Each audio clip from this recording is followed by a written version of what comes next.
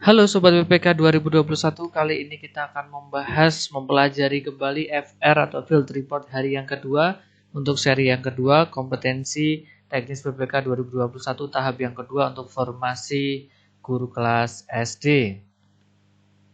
Kita akan mulai nomor 17, pencernaan lemak dilakukan oleh organ nomor. Di hari yang pertama kembali muncul di hari yang kedua ini pencernaan lemak ya, apakah nomor 1, 2, 3, 4, 5 atau 6? Di mana kita ketahui ya, kemarin sudah kita bahas di bagian berapa, yaitu adalah di bagian nomor yang keempat ya. Yang keempat itu apa? Yang keempat adalah pencernaan lemak berlangsung di usus halus ya. Ya, usus halus ini nomor 4. Nah, mengapa demikian? Karena di usus halus ini terdapat enzim ya. Enzim apa? Enzim lipase. Di mana enzim lipase ini berfungsi untuk memecah lemak menjadi asam lemak dan gliserol begitu. Nah, barangkali kita juga harus mempersiapkan ya hal-hal lain kemungkinan. Misal ditunjuk ada pertanyaan, tunjukkan nomor berapa organ yang berfungsi untuk membunuh mikroorganisme gitu ya. Yaitu adalah nomor 3 karena nomor 3 ini adalah lambung. Di mana lambung terdapat HCl ya. Selain HCl ada pepsinogen atau pepsin kan begitu. Seperti itu teman-teman. Berarti jawaban untuk soal ini adalah D, yaitu adalah nomor yang keempat atau usus halus. Ya. Kembali kita ulas ya tentang usus halus ini, bagian dari duodenum atau usus 12 jari. Di bagian tersebut terdapat enzim tadi yang terkenal adalah enzim lipase. Nah, kemudian bentuk soal lain ada bentuk soal organ, kemudian ditunjuk nomor, kemudian ditanyakan fungsi organ nomor yang keempat ini apa? Hati-hati loh ya. Ini nomor 4. Beda kalau ini yang ditunjuk bagian sini, nomor 6. Ini hati. Kalau saya beri nomor 6 di sini adalah hati. Tapi ini di bawahnya ini rekan-rekan ya. Nah, nomor 4 itu apa? Nomor 4 adalah empedu. Di mana fungsi dalam pencernaan ya, empedu itu membantu penguraian lemak ya. Kegunaan lainnya adalah membantu fungsi hati dalam pengeluaran zat sisa metabolisme dari dalam tubuh sehingga masuk di dalam ekskresi kalau itu hati. Kalau untuk fungsi hati sendiri adalah untuk detoksifikasi atau penawar racun. Maka pertanyaan fungsi organ pada nomor 4 adalah yang benar adalah B, membantu pencernaan lemak dengan cairan empedu.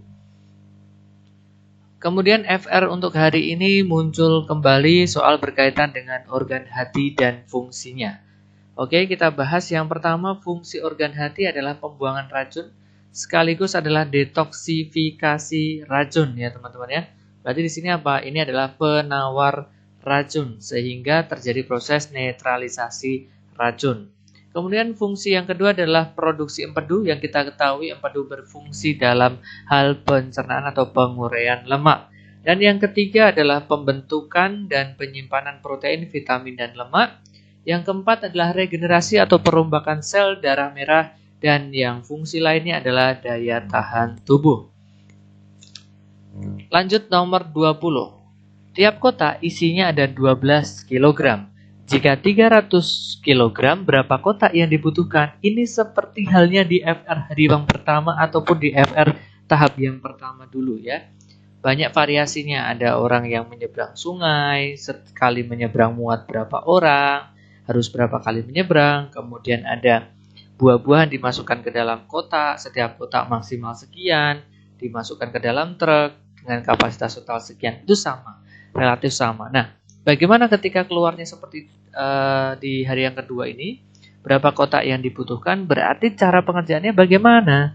Cara pengerjaannya adalah rekan-rekan bisa menghitung banyak kotak itu dari kapasitasnya, totalnya adalah 300 kg, dibagi dengan per kotak itu adalah 12 kg. Ya, di mana 300 kg dibagi dengan 12 itu adalah 25 kotak. Seperti itu teman-teman. Nah, kita bicara kemungkinan lain nih. Ketika ada soal yang serupa, misal nih, tiap kotak isinya maksimal adalah 12 kg juga. Kemudian pertanyaannya, jika total yang akan diangkut 310 kg. Nah, berapa kotaknya? Berarti bagaimana? Berarti relatif sama teman-teman ya. Berarti kita menghitungnya ya 310 begitu dibagi dengan 12. Ya, dibagi dengan 12. Ketemunya berapa? Ya, 25,833 sekian lah. Berarti ini dibulatkan ke atas atau 26 kotak. Nah, apakah per kotak itu 12 kg? Tidak sih sebenarnya. Karena 25 kotak saja yang 12 kg. Ya, kalau itu dikalikan 300 kg. Satu kotaknya lagi itu hanya 10 kg saja. Sehingga kalau ditotal menjadi 310 kg. Nah, kenapa soal kotak yang terakhir hanya 10 kg? Karena tidak masalah, karena ada kata maksimalnya 12 kg. Jadi di bawah itu tidak masalah untuk menggenapi supaya bisa mengangkut 310 kg. Oke, nomor 21. 21 adalah peran Indonesia dalam lingkungan di negara-negara ASEAN. Nah, ini muncul nih. Yang pertama, peran Indonesia secara umum dulu yaitu adalah penggagas kelahiran ASEAN atau salah satu dari negara-negara pendiri ASEAN. Yang kedua adalah pembentukan komunitas keamanan ASEAN. 3. Menganjurkan penghargaan serta pelindungan terhadap HAM. Yang keempat, memfasilitasi pemerintah Filipina dengan gerakan pembebasan Moro. Dan yang kelima adalah Jakarta Informal Meeting. Untuk lebih detail lagi, rekan-rekan bisa mempelajari ini. Yang pertama, Indonesia memiliki peranan sebagai pemprakarsa berdirinya ASEAN. Yang kedua adalah tempat penyelenggaraan KTT ASEAN. Yang ketiga, ikut serta dalam menyelesaikan masalah Kamboja. 4. Indonesia berperan aktif dalam proses penciptaan dan pemeliharaan perdamaian di kawasan Asia Tenggara. 5. Indonesia menjadi pusat kesekretariatan ASEAN, di mana gedung sekretariat ASEAN berkedudukan di Jakarta. 6. Menjadi penyelenggara KTT ASEAN yang pertama. Yang ketujuh, penyelenggaraan pertemuan informal pemimpin negara ASEAN pertama. 8. Penyelenggara KTT ASEAN ke-9 melaksanakan pertunjukan kebudayaan di negara-negara ASEAN lainnya. Dan yang ke-10, ikut serta dalam pesta olahraga negara Asia Tenggara atau SEA Games ya. Serta beberapa kali menjadi tuan rumahnya.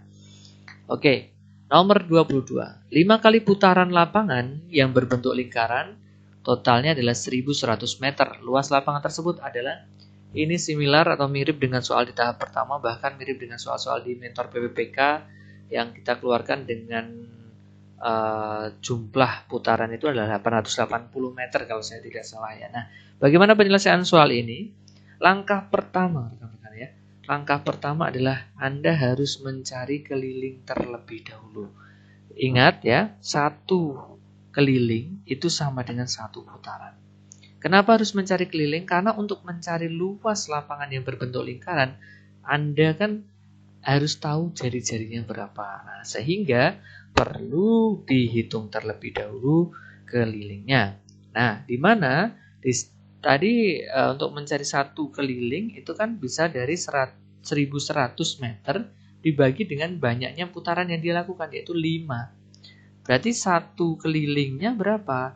Berarti 1100 dibagi dengan 5, yaitu adalah 220 meter. Nah, ketika sudah ketemu keliling, langkah kedua adalah mari kita mencari jari-jarinya. Di mana keliling adalah rumusnya 2πr ya. Berarti untuk mencari r, rumusnya menjadi apa? Keliling dibagi 2 kali pi. Ya, seperti itu. Berarti r-nya berapa? Kelilingnya adalah 220 dibagi 2. Kemudian pi-nya 22 per 7 ya teman-teman ya. 22 per 7 berarti 22 per 7. Nah, supaya rekan-rekan tidak pusing begitu, ini saya buat gini dulu aja ya. Nah, ini seperti ini aja, nggak apa-apa. Jadi, kita tulis dulu 2 kali 22 per 7 kali R. Kita mencari R-nya. Kelilingnya yang kita cari, maka kelilingnya tadi kan nilainya 220 tuh. 220 Kemudian 7 yang awalnya di bawah pindah ruas kan jadi di atas. Dan yang serba di atas di ruas kanan kan pindah ruas jadi di bawah ya. Berarti 2 dikali 22. Nah, sekarang kita bagi 220 dibagi 12 kan masih 10. 10 saya coret dengan 2 kan 5.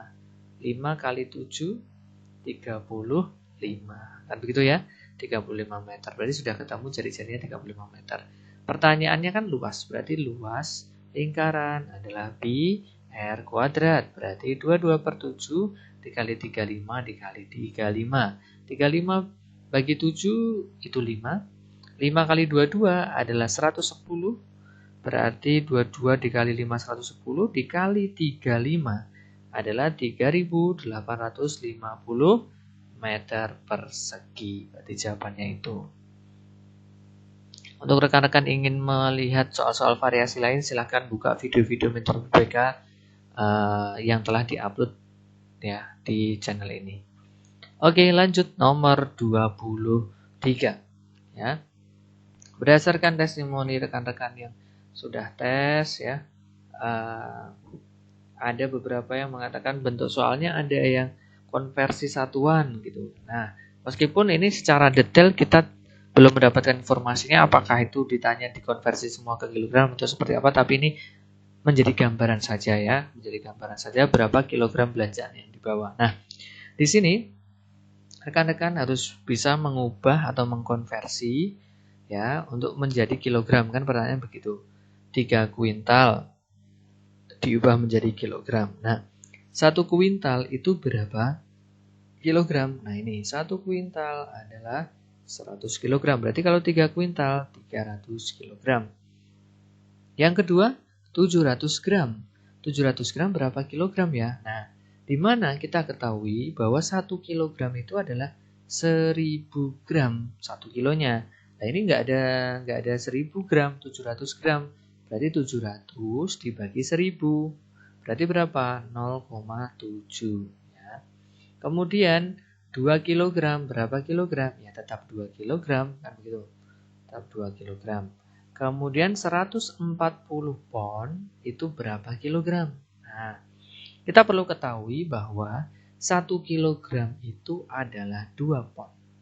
Berarti kalau 140 pon itu berapa kilogram? Ya berarti 1 kilo 2 pon, 140 pon. Berarti Anda bagi dulu 2. 140 bagi 2, 70. Berarti itu adalah 70 kilogram. Kan begitu. Kemudian ada 30 ons. Nah, 30 ons itu berapa kilogram? Nah, perlu rekan-rekan ketahui ons itu sama dengan hektogram atau satu tingkat di bawah kilogram. Berarti kalau 30 ons itu berapa kilogram? Yaitu adalah 3 kilogram. Karena 1 kilogram adalah 10 ons. Kalau 30 adalah 3 kilogram. Kemudian rekan-rekan jumlah 300 ditambah 0,7 ditambah 2 ya, ditambah 70 ditambah 3. Berarti 375,7. Betul ya? 300 tambah 70 tambah 2 tambah 3 kan 75. 375,7 kilogram. Seperti itu. Oke, kemudian soal yang ke-24 ya. Pertanyaan tentang pertempuran setelah kemerdekaan ini berkaitan dengan materi ini sebenarnya sudah kami jelaskan di video sebelumnya. Namun ini kita berbicara variasi di hari yang kedua ini rekan-rekan. Nah, bentuk soalnya seperti ini. Kurang lebih yaitu berikut adalah peristiwa dalam mempertahankan proklamasi. Ini mirip dengan soal di tahap 1. Cuman rincian peristiwanya berbeda-beda. Kalau di tahap 1 itu ada Bandung Lautan Api ya. Kemudian pertempuran 5 hari Semarang. Nah, ini beda lagi nih. Ada pertempuran di Jakarta, pertempuran Malabi dan Bung Tomo di Surabaya, pertempuran Ambarawa, pertempuran 5 hari di Palembang. Nah, di sini tapi opsinya cuma 3 peristiwa rekan-rekannya. Nah, kita harus tahu dulu beberapa peristiwa dalam mempertahankan proklamasi itu yang mana saja. Yang bukan adalah nomor 1 ya. Nah, nomor 2, 3, 4 ada rekan-rekan ya. Nah, seperti ini nanti dipelajari secara urutannya, ini searah jarum jam nih, berarti dari sini. Di tanggal 13 Oktober 1945 ada pertempuran Medan Area. 15 Oktober 1945 ada pertempuran 5 hari Semarang. Ingat di soal tadi bukan 5 hari Semarang tapi 5 hari Palembang ya. Kemudian ada pertempuran Ambarawa nih rekan-rekan ya. 20 Oktober 1945. Kita lingkarin dulu. Berarti kita tulis tuh di sini pertempuran Ambarawa di 20 Oktober 1945. Kemudian ada pertempuran Surabaya nih, melibatkan Bung Tomo ya ini 10 November 1945. Berarti di sini 10 November 1945. Kita lanjutkan lagi. Oke, kita lanjutkan lagi. Untuk pertanyaannya tadi, ada pertempuran 5 hari di Palembang. Kita cari lagi. Di tanggal 21 Februari 1946 ada pertempuran Padang Rimbo Kaluang. Kemudian 23 Maret 1946 ini di tahap yang satu ya, dengan tahap yang pertama peristiwa Bandung Lautan Api ini keluar 23 Maret 1946. Nah ini dia pertempuran 5 hari di Palembang 1 Januari 1947 ya, berarti ini kami tulis 1 Januari 1947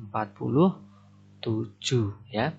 Kemudian ada pemberontakan PKI Madiun 18 September 1948. Kemudian ada serangan umum 1 Maret 1949 di Yogyakarta. Ada 7 Agustus 1949 serangan umum di Surakarta. Nah, kita udah dapatkan tanggalnya. Nah, sekarang pertanyaannya kronologi peristiwa secara berurutan dalam upaya mempertahankan kemerdekaan adalah, berarti yang pertama adalah 20 Oktober ya rekan-rekan ya. 20 Oktober 1945 pertempuran Ambarawa dulu. Kemudian pertempuran Malabi dan Bung Tomo di Surabaya 10 November berarti nomor 2. Kemudian setelah itu pertempuran 5 hari di Palembang 1 Januari 1947 berarti nomor 4. Berarti urutannya 3, 2, 4 yang D. Oke rekan-rekan Sobat PPPK 2021, demikian video pembahasan FR di tahap yang kedua, di hari yang kedua, seri yang kedua. Semoga memberikan kebermanfaat dan kesiapan rekan-rekan semuanya. Jangan lupa untuk berdoa dan juga meminta doa restu kepada keluarga agar dilancarkan dan dimudahkan untuk menjadi ASN di tahap yang kedua. Apabila rekan-rekan merasa video ini membawa manfaat, silahkan like, komen, dan subscribe atau share ke sesama pejuang PPPK dimanapun Anda berada. Kami mendoakan dan selalu senantiasa membersamai rekan-rekan untuk mencapai kesuksesan menjadi ASN di tahap yang kedua. Demikian video kali ini. Salam cerdas, salam hebat, Sobat PPK 2021. Sampai jumpa di video-video selanjutnya. Terima kasih.